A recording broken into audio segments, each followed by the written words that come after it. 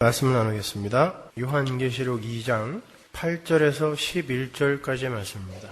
우리 함께 봉독하시죠. 서머나 교회의 사자에게 편지하기를 처음이요 나중이요 죽었다가 살아나신 이가 가라사대 내가 내 환난과 궁핍을 아노니 실상은 내가 부요한 자니라. 자칭 유대인이라 하는 자들의 회방도 아노니 실상은 유대인이 아니요 사단의 회라. 네가 장차 받을 고난을 두려워 말라. 볼지어다 마귀가 장차 너희 가운데서 몇 사람을 옥에 던져 시험을 받게 하리니 너희가 10일 동안 환난을 받으리라. 네가 죽도록 충성하라. 그리하면 내가 생명의 면류관을 내게 주리라. 귀 있는 자는 성령이 교회들에게 하시는 말씀을 들을지어다. 이기는 자는 둘째 사망의 해를 받지 아니하리라. 아멘. 미녀는 괴로워라는 영화를 만들었던 신예 김용화 감독이 최근에 130억 원이라는 거금을 들여서 만든 영화가 국가대표라는 영화입니다. 그 영화는 대한민국 스키 점프 국가대표 선수들의 실제 이야기를 바탕으로 만들어진 영화예요. 예전에 쿨 러닝이라는 영화가 있었죠. 그 영화 역시 88년 캘거리 동계올림픽에 출전했던 자마이카의 봅슬레이 팀 선수들의 실화를 바탕으로 만들어진 영화예요. 자마이카와 봅슬레이, 눈썰매거든요. 썰매와 자마이카, 왠지 어울리지 않죠? 자마이카 봅슬레이 팀은 실제로 캘거리 올림픽 당시 화제가 되었던 팀입니다. 당시에 흑인들이 봅슬레이를 하는 모습이 낯설고 파격적이기도 했지만 나중에 골인 지점으로 고장이 난 봅슬레이를 들고 4명의 선수가 골인을 했던 그 자메이카 선수들의 그 마지막 골인 모습은 전 세계 스포츠 팬들을 울렸던 가슴 찡한 장면이었어요. 그 모습 속에는 많은 이야기가 담겨 있었습니다. 눈이라고는 찾아볼 수 없는 열대의 자마이카에서 그들이 봅슬레이 연습을 하면서 겪었을 어려움들, 제대로 지원도 해줄 수 없는 가난한 나라에서 고장이 난 봅슬레이를 끌고 올림픽에 참가해야 했던 그들의 숨은 이야기가 그 마지막 골인 장면에 다 들어 있었습니다. 그래서 많은 이들이 그 장면을 보고 눈물을 흘린 거예요. 그 이야기를 영화꾼들이 그냥 지나칠 리가 없죠. 곧 그 이야기가 영화화되어서 쿨 러닝이라는 제목으로 세계적인 히트를 쳤습니다. 다소 희화화되긴 했지만 굉장히 감동적인 영화였어요. 보신 분들 계시죠? 국가대표라는 영화가 바로 그 영화와 대동소이한 내용이에요. 실화입니다. 스키 점프라는 종목은 대단히 인기가 없는 종목이라서 대한민국 전체에 스키 점프 선수가 7명밖에 되지 않습니다. 스키 점프를 일부러 찾아가서 보신 분 계세요? 그렇게 인기가 없는 종목입니다. 스키 점프라는 종목은. 비인기 종목 선수들은 그것으로 생계를 유지할 수가 없기 때문에 스키 점프에서 뭘 어떻게 먹고 살겠어요. 그래서 지원하는 사람이 없습니다. 그 7명 중 5명이 국가대표예요. 그러니까 그 수준이 어떻겠습니까? 다른 나라는 수만 명 중에 몇 명 뽑아서 쓴단 말이에요. 근데 우리나라는 7명 중 5명이 국가대표예요. 게다가 한국 스키 점프팀이 생기게 된 것은 자생적인 것이 아니라 순전히 전략적인 것이었고 임기응변적인 거였어요. 한국이 무주에서 동계올림픽을 유치하기 위해서는 먼저 동계올림픽에 한국 선수들을 많이 파견해야 했기 때문에 한국은 스키 점프팀을 급조해야 했던 것입니다. 그런 상황에 여기저기서 폐잔병처럼 살아가고 있던 그런 왕년의 스키를 조금 타봤던 그런 사람들을 하나하나 모아서 스키 점프팀을 만들었으니 그들의 실력이 오죽했겠어요. 게다가 그들은 연습시설도 없어서 달리는 자동차 뒤에 매달려서 혹은 달리는 자동차 위에 서서 균형 감각을 키우고 고장난 놀이공원 시설을 이용해서 하강 연습을 하곤 했다 그래요. 실제로. 그런데 재미있는 건 한국 선수들의 체형과 체격이 스키 점프에 아주 적합하다는 거예요. 그래서 한국은 지금 세계에서 10손가락 안에 드는 스키 점프 강국이 되었습니다. 10여 년 만에. 스키 점프팀 감독에 의하면 그렇게 사회 각처에서 비실비실 살아가고 있던 사람들이 국가대표가 되고 난 뒤에 입에 달고 다니던 말이 이거 왜 이래? 우리는 이래봬도 대한민국 국가대표야. 라는 말이었대요. 이거 왜 이래? 우리는 이래봬도 대한민국 국가대표야. 얼마 전까지는 그저 하루하루를 권태 속에서 폐잔병처럼 살아내야 했던 불황자들이었는데 일국의 국가대표로 부름을 받게 되었으니 그 감격과 자부심이 얼마나 컸겠습니까? 그래서 그들은 늘 우리는 대한민국 국가대표다라는 말을 입에 달고 살았다고 했습니다. 자메이카 봅슬레이 선수들도 마찬가지였어요. 비록 세계에서 꼴찌를 했지만 그들은 자메이카의 국가대표 선수라는 자부심이 있었기에 자랑스럽게 고장난 봅슬레이를 들고 올림픽에 출전을 했던 것입니다. 왜? 국가대표니까. 그렇게 불황자처럼 살아가던 선수들이 비록 인기도 없고 서름도 많은 스키 점프 팀이지만 국가대표가 된 후에 자신들이 국가대표라는 자부심을 갖고 남들에게 자랑스럽게 표현할 때마다, 그리고 열심히 연습하는 모습을 볼 때마다 그 감독은 참으로 그 선수들이 대견스러웠다 그래요. 그러한 자부심이 고단한 비인기 종목의 서름을 밟고 일어서게 하는 것을 그분은 똑똑히 보셨다 그랬어요. 인기가 없는 종목이라 서름도 많이 받고 고생도 많이 했지만 선수들에게 우린 대한민국 국가대표라는 자부심이 생기니까 성적도 올라가고 금메달도 따고 하더라는 거예요. 아니, 그게 문제가 아니라 그들의 인생을 절망으로 몰고 가지 않더라는 것입니다. 자포자기하지 않더라는 거예요. 인기가 좀 없으면 어떻고 돈을 좀 못 벌면 어떠냐는 거예요. 난 국가대표인데 그들에게는 그게 중요한 것인 거였어요. 난 국가대표라는 것이. 가만히 있었으면 그냥 불황자들에 불과했을 사람들인데 국가가 불러주어 일국의 국가대표가 되었으니 어떤 열악한 상황도 자신들에게는 과분할 뿐이라는 것입니다. 그거 하나로도 만족하다는 거예요. 국가대표로 만족하다라는 거예요. 그렇게 그 선수들이 난 국가대표이므로 나에게 주어진 일에 최선을 다하는 것으로 나의 낙을 삼겠다라는 그 감사함과 자부심이 우리 그리스도인들에게도 똑같이 있어야 하는 것입니다. 저도 여러분에게 그런 자부심을 심어드리고 싶어요. 그 자부심을 심어드리기 위해 저는 설교를 합니다. 저도 그 스키 점프팀 감독처럼 여러분이 힘들고 어렵고 지치고 고단할 때 이거 왜 이래? 난 하나님 나라 국가대표야. 난 그리스도의 왕국의 대표 선수 그리스도인이야. 나는 서머나 교회 교인이야. 이런 자부심을 갖고 현실을 밟고 일어서는 모습을 보고 싶습니다. 내가 지금 아무리 힘든 상황에 처해 있다 할지라도, 아무리 주위 사람들에게 인기가 없고 서름을 당하고 있다 하더라도 나는 하나님 나라의 국가대표라는 자부심으로 자신을 당신 나라의 국가대표로 불러주신 하나님께 감사와 찬양을 드리는 그러한 용사의 모습, 그것이 하나님이 이 땅에서 보고 싶은 우리의 모습 아닐까요? 여러분, 하나님 나라의 백성 맞습니까? 하나님 나라의 백성으로서 이 땅에 와서 이방인으로 나그네로 사는 여러분의 실존이 뭐예요? 하나님 나라의 국가대표입니다. 따라서 여러분은 하나님 나라의 국가대표로서 이 세상 사람들이 조금 알아주지 않는다 할지라도, 조금 이 세상에서 서름을 받고 산다 할지라도 여러분은 나는 하나님 나라 국가대표다라는 그 자부심으로 이겨야 된다는 거예요.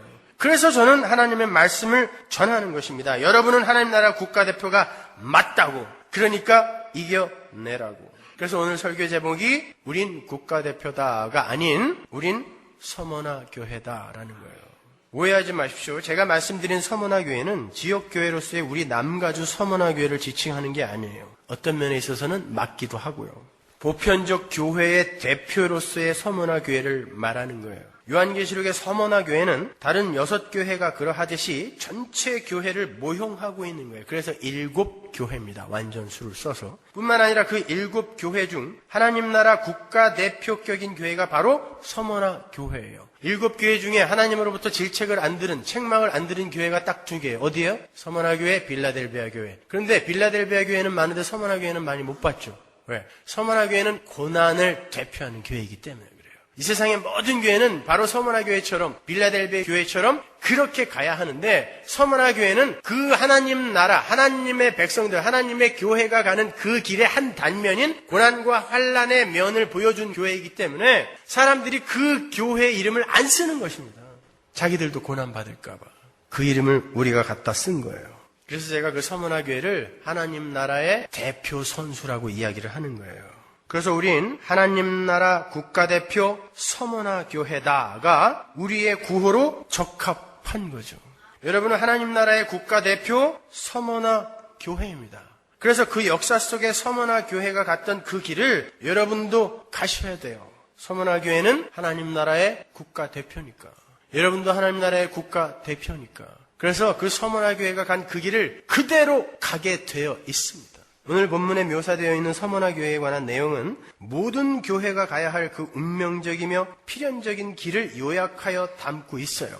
단지 지역교회로서의 서머나 교회만이 겪었던 내용이 아니라 하나님의 백성들이 보편적이며 일반적으로 겪게 되는 이 일을 서머나 교회라는 지역교회에 나타난 어떤 일로 설명을 해주는 것입니다. 따라서 그건 우리 이야기예요. 그 서머나 교회가 바로 그렇게 고난과 환난을 통과하며 우린 하나님 나라 국가대표다, 우린 그리스도인이다, 우린 서머나 교회다 라는 자부심을 가졌던 교회였어요. 그 환난과 궁핍을 통과하면서 나는 서머나 교회야. 왜 이래? 내가 그 환난과 궁핍에서 넘어질 것 같아? 아니야. 나는 하나님 나라 국가대표야. 나는 서머나 교회 교인이야 라고 이야기했던 그 교회가 바로 요한계시록의 서머나 교회인 거예요. 얼마나 이 서머나 교회가 안 유명하냐면 우리 교회가 서머나 교회라고 이름을 지었더니 10명 중에 8명이 서모나 교회라고 썼어요. 이름을. 서모나. 요한계시록에 그 교회 이름이 나오는지도 몰라. 왜냐면은 처음부터 끝까지 고난이니까 안 보고 넘어가나 봐요. 거기는. 그런 이름을 갖다 썼으니 우리 교회의 운명이 평탄할 리가 있겠습니까? 그러나 잘 가고 있는 거예요.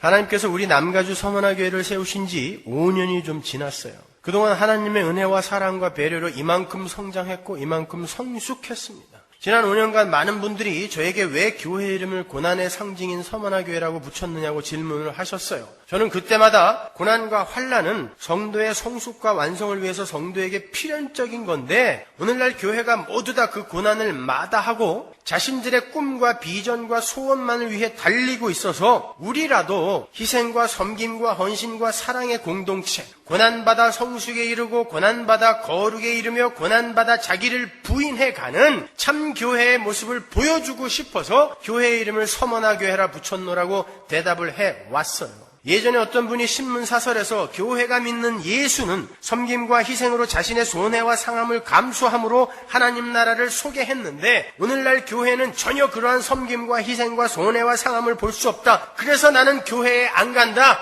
라고 말씀을 하셨을 정도로 오늘날 교회는 세상보다 더 이기적인 집단이 되어 있지 않은가 생각해 봅니다. 이 땅에서도 하나님의 도움으로 잘 먹고 잘 살고 천국도 가고 그러니 세상이 교회를 보고 재수없어 하지 않을 수 있겠습니까?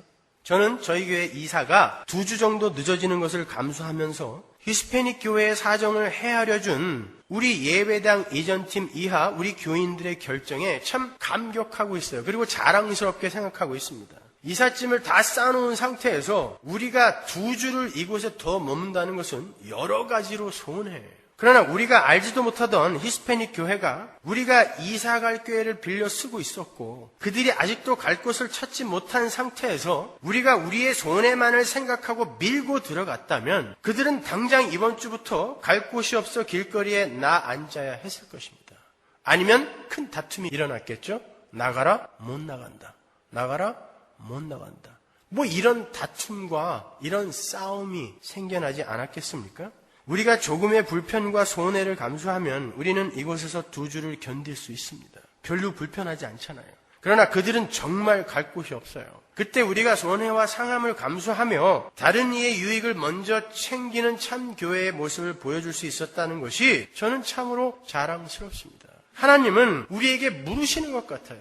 너희들 지금 교회는 손해와 상함을 감수하며 다른 이의 유익을 챙기는 거라고 배우고 가르치고 공부해 왔는데 진짜 그렇게 할 수 있어? 라고 물으신 거라고 생각해요. 그때 예 하나님 우리는 5년 만에 이렇게 성장했습니다를 보여준 게 이번 결정이라고 저는 생각합니다. 그래서 저는 여러분들이 오히려 자랑스러운 거예요. 교회는 그렇게 이 세상에서 하나님의 백성답게 사느라 손해보고 상하고 섬기고 희생하고 용서하고 사랑하며 고난을 통과하게 되어 있는 거예요.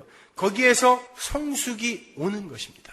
오늘 본문을 잘 보시면 보편교회의 모범적 모델로서의 서머나 교회가 어떤 교회인지가 잘 설명이 되어 있어요. 그런데 별로 매력 있는 내용이 없습니다. 그 내용을 간추리면 너희가 지금도 환난과 궁핍 속에 있고 앞으로도 죽도록 고난을 받을 건데 난 안 말려줄 거야. 난 말려줄 생각이 없어. 견뎌라, 이겨라. 심지어 사탄도 너희들 중 몇 명을 옥에다 쳐넣을 텐데 난 안 막아줄 거야. 견뎌라, 죽도록 충성하라. 그러면 너희가 둘째 사망의 해를 받지 아니하리라.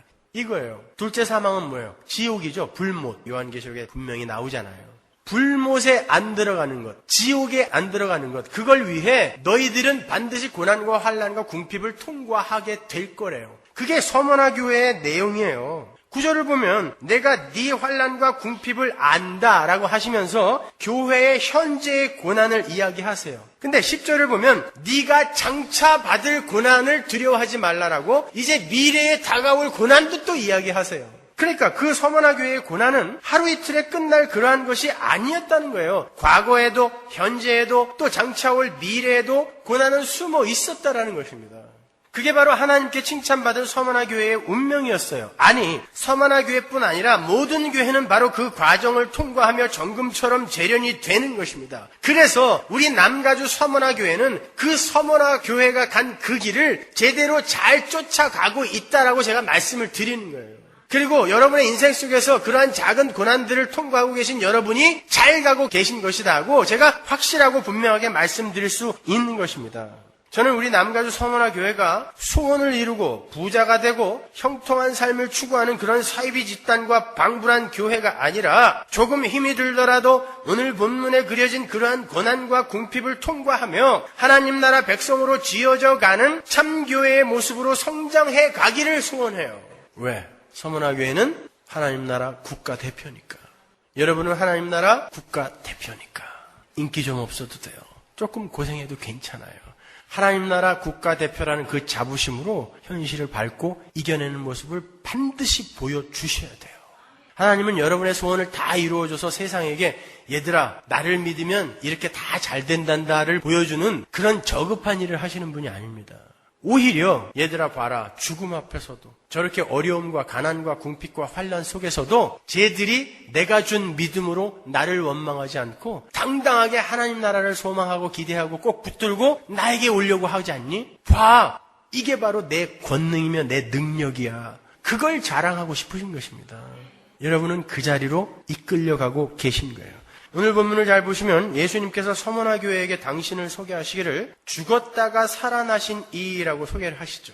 예수님께서 7교회에게 자신을 소개하는 말이 다 틀려요. 근데 서머나 교회에는 굳이 죽었다가 살아나신 이라고 소개를 하세요. 왜 그런 표현을 쓰실까요? 성도는 예수 그리스도처럼 이 땅에서 고난과 환난을 통과하며 옛사람을 죽이고 부인하고 장사 지내고 새로운 사람으로 살아가는 것을 목적으로 존재하는 이들이라는 것을 암시적으로 보여주는 거예요. 왜? 그들이 지금 죽을 것 같은 고난을 통과하고 있거든요. 그러니까 예수님은 지금 자신을 죽었다가 살아난 이라고 묘사를 하심으로 말미암아 너희들 잘 가고 있는 거예요. 나도 죽었다가 살아났잖아. 그래, 그렇게 죽고 다시 살면 새로운 몸으로 영광스러운 몸으로 다시 살아나게 되는 거야. 힘내, 이겨라 라고 응원을 하고 계시는 거예요. 실제로 서머나라는 도시는 기원전 6세기에 완전히 파괴되었다가 기원전 3세기에 다시 새롭게 세워진 도시예요. 더 화려하게. 그래서 서머나 사람들은 파괴되었다가 다시 새롭게 선, 죽었다가 살아난 재건의 개념이 늘 마음속에 있었어요. 그래서 서머나 교회 사람들이 죽었다가 살아나신 이라는 말을 들었을 때 금방 그 의미를 알아차릴 수 있었단 말입니다. 하나님은 그 서머나 교회 사람들이 금방 알아차릴 수 있는 그 말을 들어서 편지를 쓰신 거예요.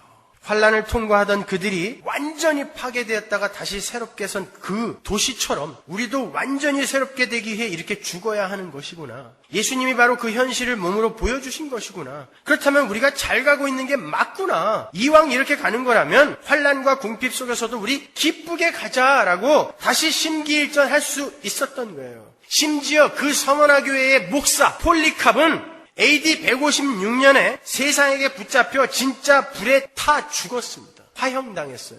죽도록 충성하라. 환난과 궁핍이 너에게 또 올 건데 사단이 너를 밀가부르듯 까부를 텐데 너는 죽도록 충성하라라는 그 편지의 내용을 그 서머나 교회의 목사 지도자를 들어서 실제로 세상에 증명해 보이신 거예요. 내 백성이 실제로 내 편지를 받고 이렇게 산단다 보여주신 거예요.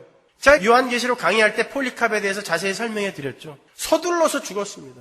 야, 묵지 마라. 안 묵어도 돼. 내가 죽음 통과야 하나님 나라 가는데 왜 묶여서 가겠니? 묵지 마. 나 안 움직일 테니까 묵지 마.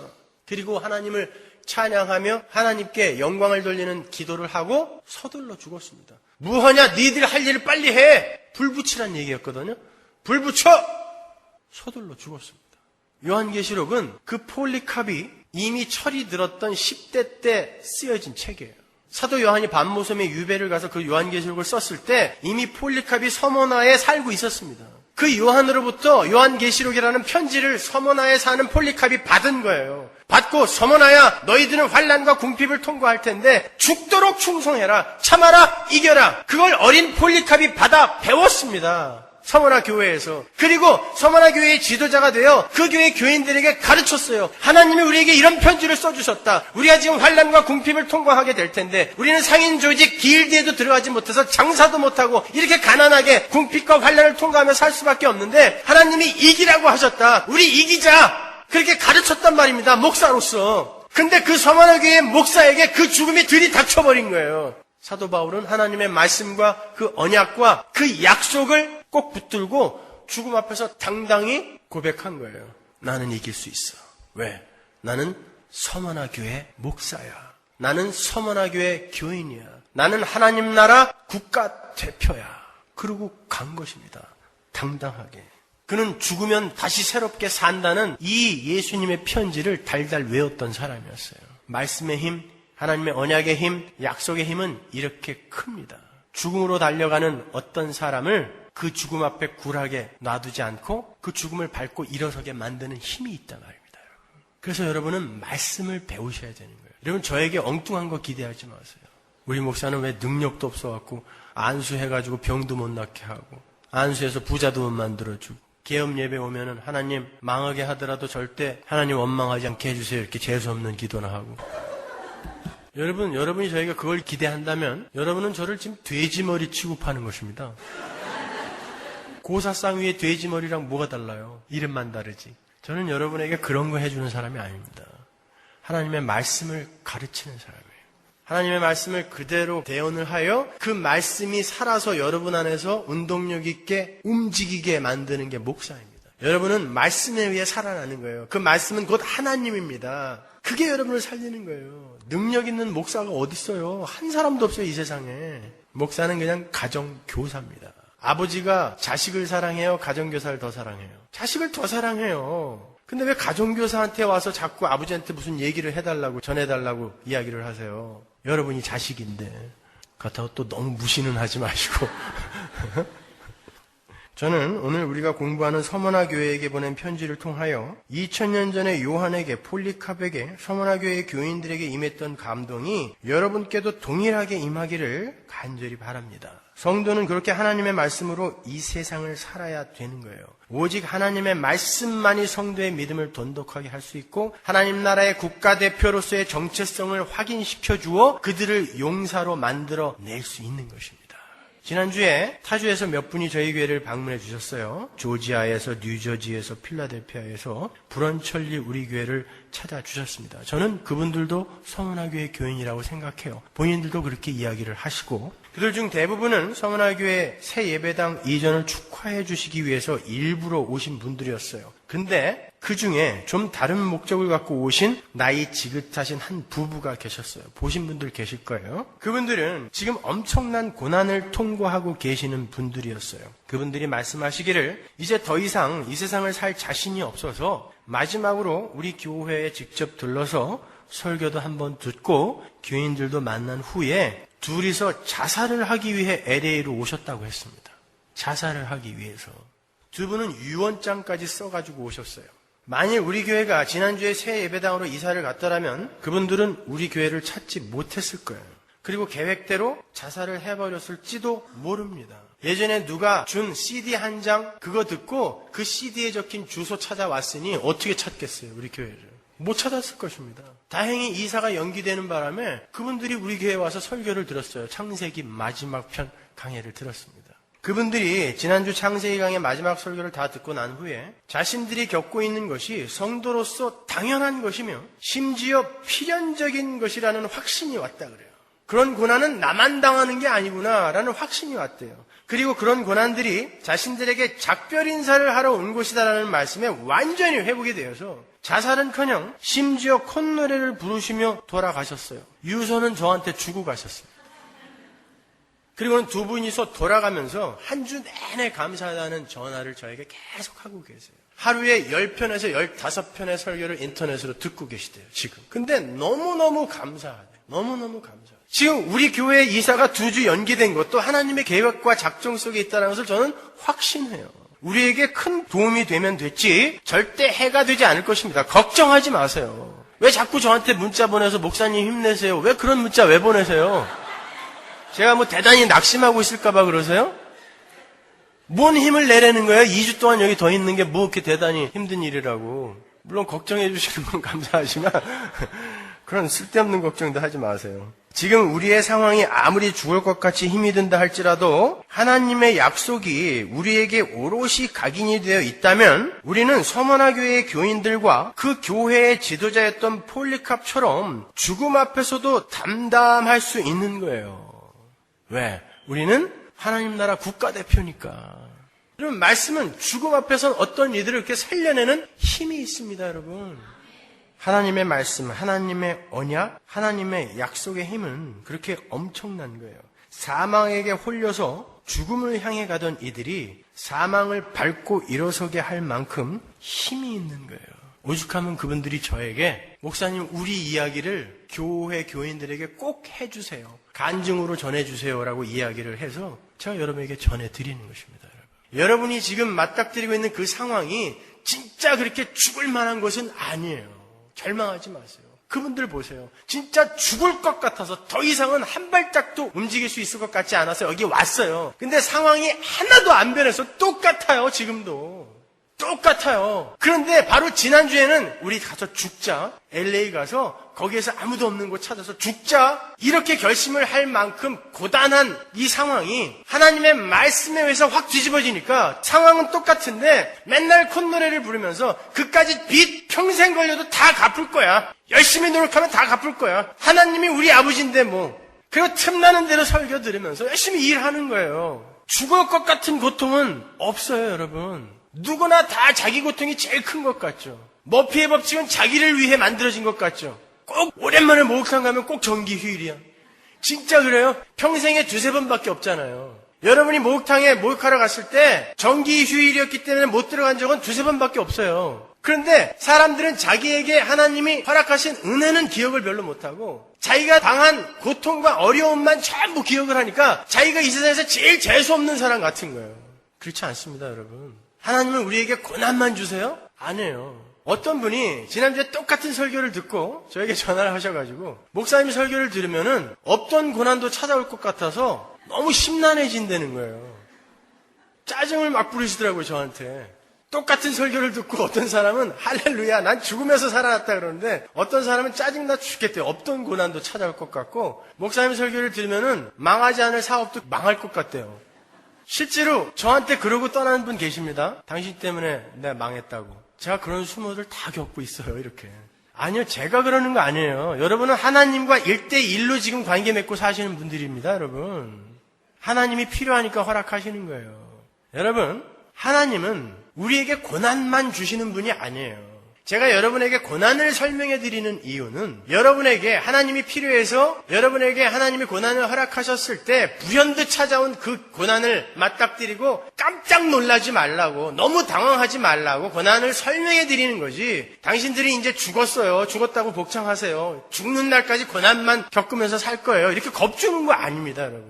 전도서로 가보세요. 7장 14절. 형통한 날에는 기뻐하고 곤고한 날에는 생각하라. 하나님이 이 2가지를 병행하게 하사 사람으로 그 장래일을 능히 헤아려 알지 못하게 하셨느니라. 이 말씀을 원어의 뜻에 보다 근접하게 번역을 하면 이러합니다. 좋은 때에는 기뻐하고 어려운 때에는 생각하여라. 하나님은 좋은 때도 있게 하시고 나쁜 때도 있게 하신다. 이 모든 것이 다 하나님께서 하시는 일인 줄 알아라. 그러기에 사람은 아무도 한치 앞을 모른다는 것을 깨달아라. 하나님은 당신의 백성들을 달달 볶으시면서 쾌감을 느끼시는 그런 정신병자가 아닙니다, 여러분. 하나님은 당신 백성들의 최고선을 위해 그들의 인생에 고난을 양념으로 섞어주시는 것이지 고난으로만 점철된 인생을 마구 쏟아부으시는 분이 아니에요. 여러분, 너무 편하면요, 그 사람 우울증 걸립니다. 이건 심리학에서도 증명이 된 거예요. 사람이 너무 편하면요, 반드시 그 사람이 우울증 걸리게 돼 있어요. 여러분 너무너무 편하게 1년 내내 여러분이 원하는 거 다 하면서 그렇게 살게 놔두면요, 여러분 절대 이 세상 밋밋해서 못 살아요.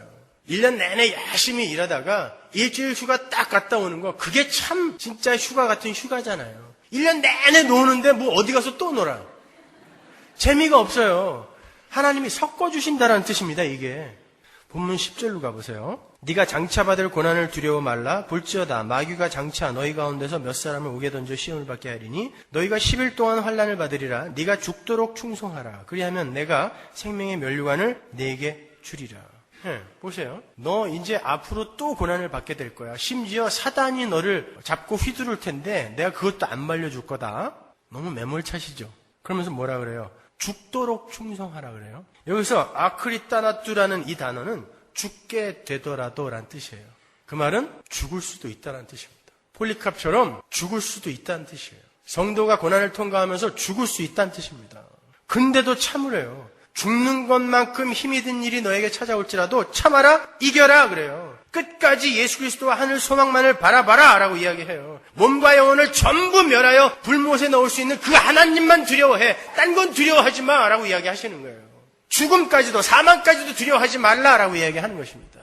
절대 예수님께서는 환난과 궁핍을 없애주시겠다고 하지 않으세요.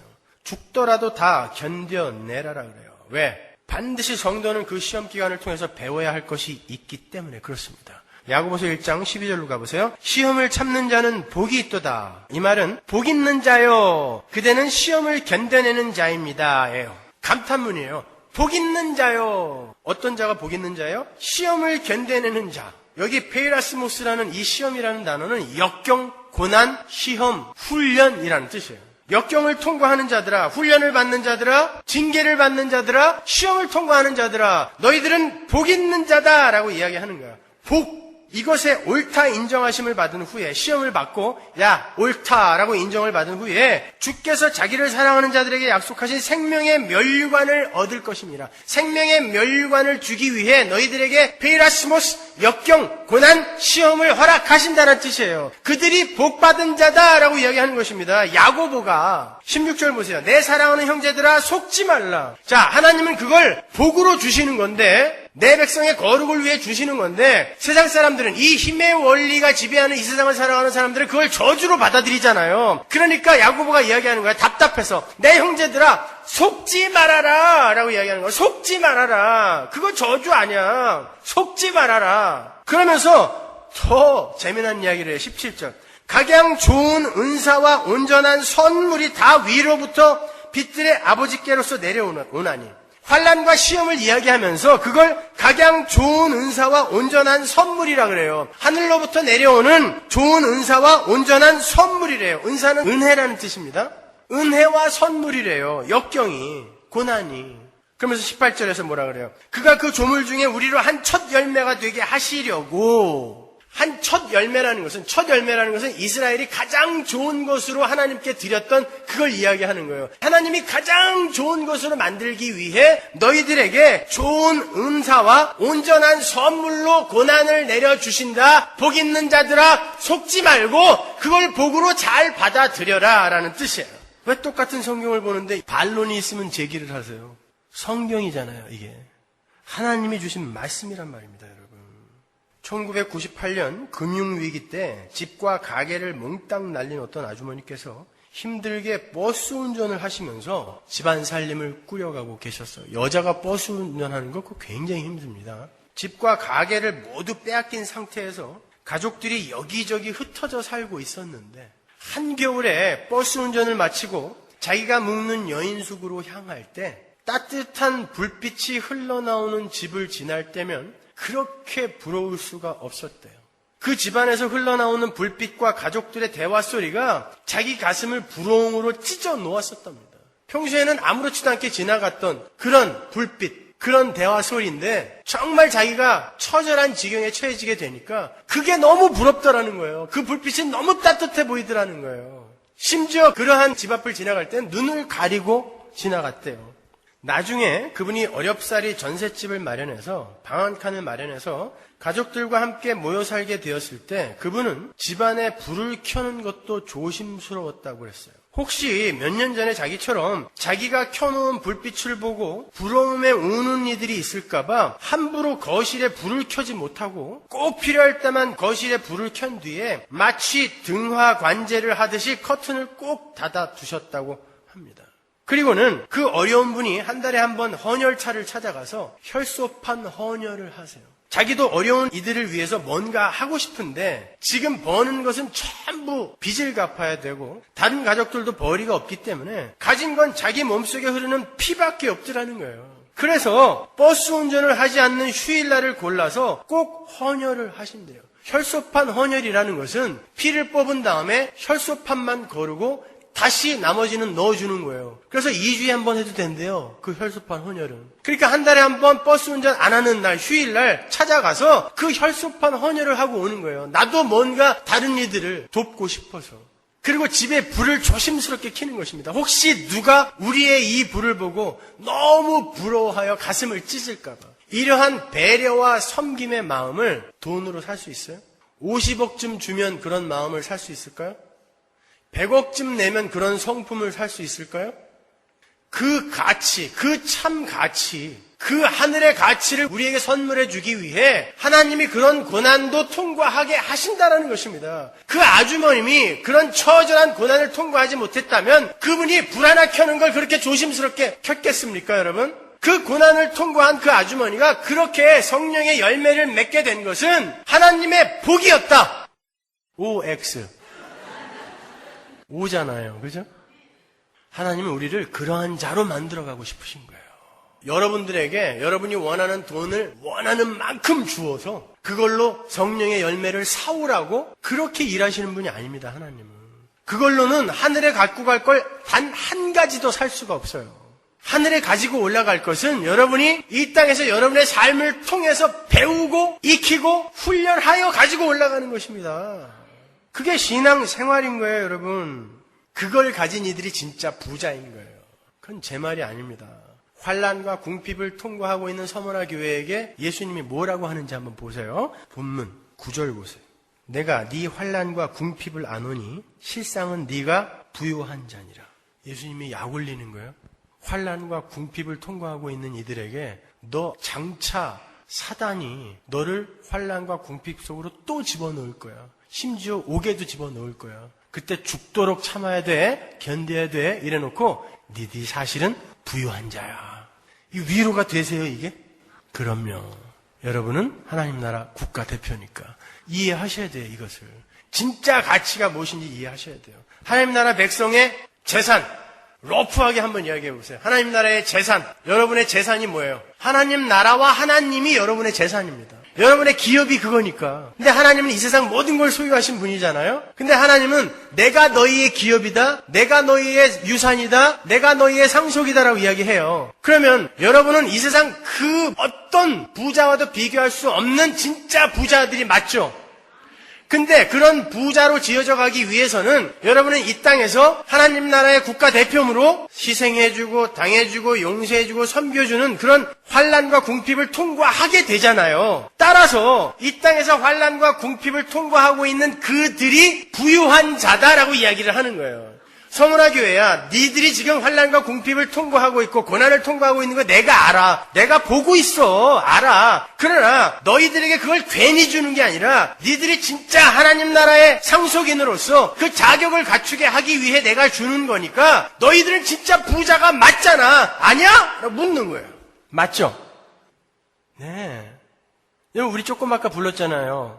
날마다 숨쉬는 순간마다 내 앞에 어려운 일 보내. 주님 앞에 이 몸을 맡길 때 슬픔 없네, 두려움 없네. 주님의 그 자비로운 손길 항상 좋은 것 주시도다. 사랑스레 아픔과 기쁨을, 수고와 평화와 안식을.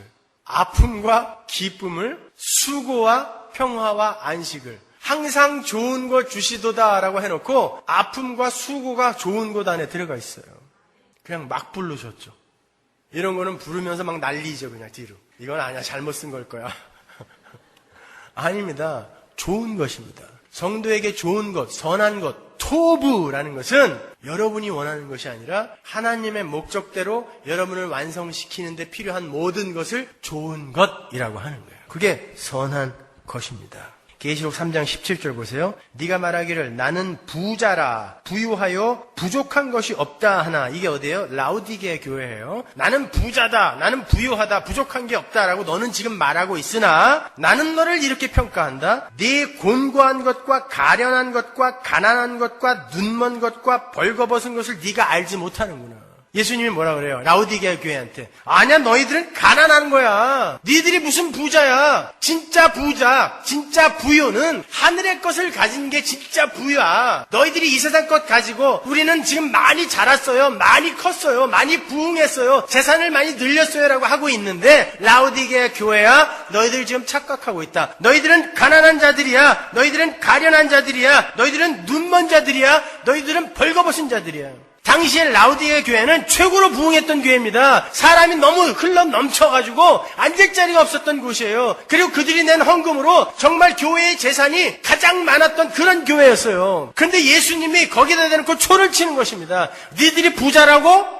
아니야. 부자라고 생각하는 너희들이 가난한 거야. 어떻게 이 세상에서 피조물들이 하나님 앞에서 나는 부자입니다, 나는 하나님 앞에서 많은 업적을 남겼어요, 우리가 이 교회 이렇게 부흥시켰습니다, 이렇게 어떻게 이야기할 수 있어? 그들은 아직 복음을 제대로 모르는 거야. 그러니까 너희들은 가련하고 가난하고 곤고한 자다라고 이야기하는 것입니다. 여러분, 지금 어려움과 고난과 환난과 질병을 통과하고 계십니까? 그로 말미암아 많이 배우고 계세요? 여러분이 부자입니다. 여러분이 부유한 분들인 거예요. 성경이 말하는 부는 그런 물질적인 것이 아닙니다. 절대 우리가 가진 소유로 그 사람이 부자다 아니다 측정하지 마세요. 성도는 그런 걸로 측정하는 거 아닙니다, 여러분. 그럼 진짜 부는 뭐예요? 성경이 이야기하고 있어요. 히브리서 11장으로 가보세요. 24절. 믿음으로 모세는 장성하여 바로의 공주의 아들이라 칭함을 거절하고 도리어 하나님의 백성과 함께 고난받기를 잠시 죄악의 낙을 누리는 것보다 더 좋아하고, 미쳤어요 이 사람이, 그리스도를 위하여 받는 능욕을 애굽의 모든 보화보다 더 큰 재물로 여겼으니 이는 상주심을 바라봅니다. 더 큰 재물이 나와요. 애굽의 모든 보화, 당시 세계 최고의 부자였던 애굽의 모든 보화보다 더 큰 재물이 나오는데, 그 재물이 뭐다? 예수를 위해 받는 능욕이다라고 이야기하잖아요, 히브리서 기자가. 왜? 예수를 위해 그런 능욕을 감수할 수 있는 자는 하나님 나라 백성이 맞으니까 그가 진짜 큰 재물을 소유한 자다라는 거예요. 그러니까 여러분이 이 땅에서 고난을 겪으면서, 야, 하나님이 나에게 정말 큰 가치를, 큰 재물을 주시는구나, 내가 진짜 부자구나. 물론 어렵죠. 그런데 그렇게 고백할 수 있는 자로 지금 지어져 가는 거예요. 조금씩 조금씩. 말씀을 통하여, 예배를 통하여, 기도를 통하여. 여러분은 그런 부자가 되셔야 돼요. 진짜 부자는 하나님을 기업으로 받은 참 그리스도인들을 말하는 것입니다, 여러분. 여러분, 지금 이 세상이 어떻게 돌아가고 있는지 정말 정신을 똑바로 차리고 직시를 하셔야 돼요. 여러분은 지금 이 세상 풍속, 이 세상 권세 잡은 자가 미혹하는 대로 끌려가고 있는 것입니다. 속고 있는 거예요.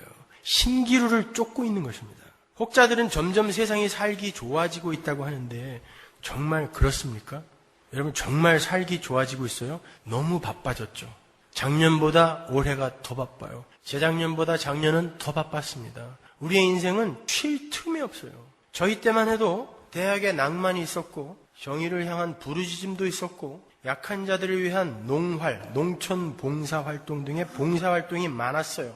요즘 대학에는 대학 문화라는 것이 없어졌습니다. 한국의 대학생들은 대학에 입학을 하자마자 취업 준비를 해야 돼요. 학생들은 입학과 동시에 취업에 필요한 소위 스펙이라는 것을 만들어 놔야 됩니다. 한국에만 있는 말이에요, 이 말은요. 토익 점수, 어학 연수, 자격증, 학점 등등의 스펙을 잘 쌓아놓지 못하면 평균 임금 88만 원으로 한 달을 살아내야 하는 비정규직 직장도 못 잡는 것이 오늘날 학생들의 실태예요. 10명이 대학을 졸업하면 7명이 그 다음날 갈 곳이 없어서 PC방을 가거나 아니면 집에서 낮잠을 자야 합니다. 88만 원 세대라는 그런 이야기 들어보셨죠? 언제 잘릴지 모르는 비정규직 청년들을 이야기하는 거예요. 한국에 그러한 청년들이 800만 명입니다. 월 88만 원으로 살아야 하는 청년들이 800만 명이에요. 그들은 아무 때나 잘라도 그냥 군말 없이 나가야 돼요. 근데 그나마 그 비정규직 자리도 잡기가 힘들다는 것입니다. 그런 현상은 비단 한국에만 나타나고 있는 게 아니에요. 미국의 빈털터리 세대, 유럽의 1,000유로 세대, 일본의 버블 세대 모두 88만 원 세대의 다른 표현일 뿐이에요. 근데 바빠지긴 무지하게 바빠졌어요. 근데 살기는 점점 힘들어져요. 따라서 이 시대의 아이들은 낭만이라는 것을 즐길 여유가 없어요. 삶에 대해 고민할 시간이 없어요. 정의에 대해서 생각할 여유가 없어요. 무조건 달려야 돼요. 무조건 이겨야 돼요. 내 친구들 친구가 어딨어? 전부 경쟁자입니다. 전부 적이에요. 노트를 어딜 빌려줘? 내가 이겨야 되는데. 취업 정보 절대 나누지 않습니다. 각 대학마다 취업 준비 동아리, 우리 때는 서클이었는데 그 동아리가 가장 인기가 많다 그래요. 적어도 한 학교에 취업 준비 동아리가 30개가 넘어요. 그러니까 동아리 모임도 이제 낭만이나 취미가 아닌 취업 준비로 집중이 되고 있는 거예요. 참 재미없겠죠, 그죠? 예전에는 그래도 탈춤반이니 농악반이니 보컬 그룹이니 문학 서클이니 이런 것들이 많았어요. 그래서 함께 MT도 가고 피막골 같은 곳에 가서 녹두 부치면 막걸리도 한 잔씩 하고, 연고전 끝나면 전부 피막골로 모였잖아요, 종로이가. 거기서 그냥 전부 모여갖고 사랑도 명예도 한번 부르고 전도 안 물러가라 한번 하고 또 글로 도망가갖고 고등어 굽는 아줌마 연탄 창고에 가서 숨어있다가 또 막걸리 한 잔 먹고 나오고, 그런 낭만이 있었단 말입니다. 그러고도 이렇게 훌륭한 사람들이 돼 있잖아요. 요즘 아이들은 쉴 틈이 없어요. 입학하자마자 4시간, 5시간 잔대요. 대학생들이 취업 준비하느라고. 그놈의 영어는 도대체 왜 그렇게 해야 되는 거예요, 도대체? 미국에는 그지들도 하는 영어. 그걸 배우느라고 입학하자마자 4시간, 5시간 자야 된대요. 스펙 쌓아야 되니까. 예술을 공부하는 사람도 마찬가지예요. 예술을 한다는 사람들이 예술 혼이 아닌 기술과 기교를 배우느라 정신없이 달려요. 여러분 주변에서 기악이라든지 무용이라든지 미술이라든지 이런 거 하는 사람들 봤죠? 쉴 틈이 없어요. 죽도록 달려야 돼요. 예술은 그렇게 하는 게 아닙니다, 여러분. 하다못해 월남국수 국물을 만드는데도 혼이 들어가야 돼요. 기교로 되는 게 아닙니다. 그런데 예술이 기교와 기술로 완성이 될 거라고 생각하세요?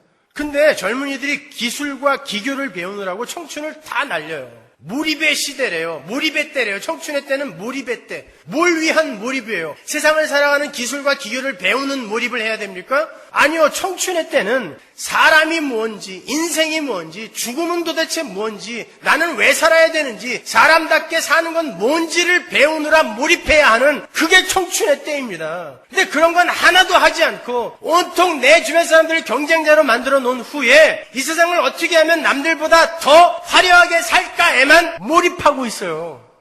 여러분, 이 세상은 가난하고 지저분하고 약한 것은 악이라고 규정을 해버려요. 그들의 의사결정 기관은 이미 문을 닫아버려서 아무리 문을 두들기고 이거 아니라고 이야기를 해도 들어주질 않아. 세상은 이미 결정을 해버렸어요. 이게 가치이며 이게 행복이야.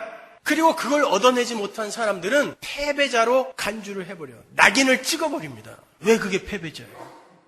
이 세상을 가치 있게 살아가는 길이 꼭 돈을 많이 벌고 훌륭한 명예를 얻는 게 가치 있게 사는 것입니까?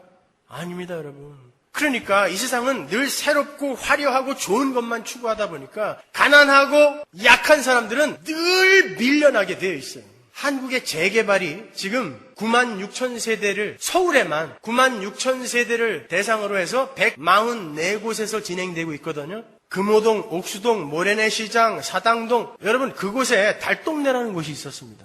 그곳에는 정이 있었어요. 인간의 관계라는 것이 있었습니다.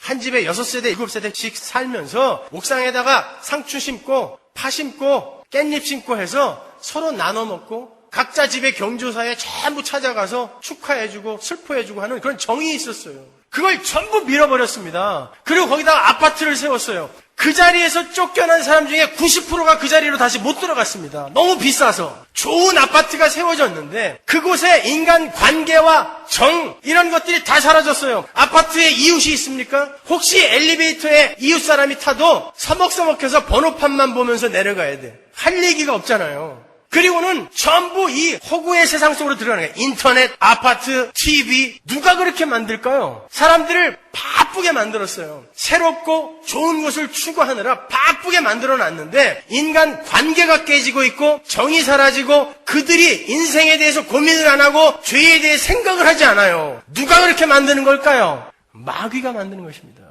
마귀는 여러분에게 조금 편안하고 화려한 것을 줄 수 있습니다. 그러나 그것으로 인해 여러분이 잃는 게 너무 많습니다. 성도는 무작정 달리면 안 돼요. 쉬어야 됩니다, 여러분. 쉬세요. 일을 하지 말라는 게 아니라 왜 내가 이 일을 해야 되는지, 왜 내가 열심을 부려야 되는지 생각을 하시라는 거예요. 요즘 세상은 그 생각을 못하게 만들어버린단 말입니다. 무조건 달려야 돼요. 이 세상은 열병 걸린 인디안 같아요. 인디안들은 열병이 걸리잖아요. 그러면은 무조건 달려요. 왜? 그들은 이 열병이 마귀가 귀신이 막 달려와서 자기를 꽉 잡은 거라 생각해요. 그러니까 그 귀신보다 더 빨리 달리면 난다고 생각해서 열병이 걸렸다 싶으면 무조건 달려요. 죽도록 달리다 죽어요. 오늘날 세상 사람들이 꼭 그래요. 업신여김, 가난함, 약함 이런 열병에 붙들리지 않으려고 죽도록 달리는 거예요. 연락에. 그러다 죽어요. 인간은요 그렇게 바쁘게 살라고 지어진 존재가 아닙니다. 인간은 안식하기 위해 지어진 존재예요. 여러분 인간은 6째 날 만들어졌죠? 6째 날 만들어진 인간이 맞이한 첫날이 뭐예요? 안식일입니다. 인간은 하나님의 안식 속에서 쉼을 얻는 거예요. 그 하나님을 즐기고 누리도록 지어진 존재예요. 그게 인간입니다.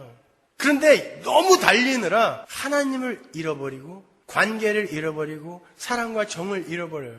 그러니까 쉴 수가 없어요. 이제는 내 힘으로 내가 나를 보호해야 되고 내 힘으로 내가 나를 행복하게 만들어야 되기 때문에 죽도록 달리는 길밖에 없어요. 아니요, 잠깐 멈춰서서 쉬세요. 돈 너무 많이 안 벌어도 돼요. 쉬세요. 많이 생각하세요.